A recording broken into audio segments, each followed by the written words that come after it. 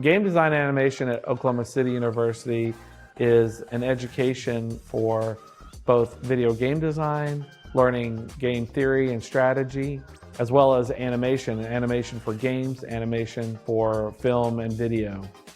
We've created a curriculum that is really geared towards the artist. A person could study game design in computer science and they could learn some of the programming techniques, but they could also come in and be an artist within game development. So concept art and environmental art and design and 3D modeling and animation without ever doing any programming. And that's what I think really makes us unique. We're extremely excited for our esports program.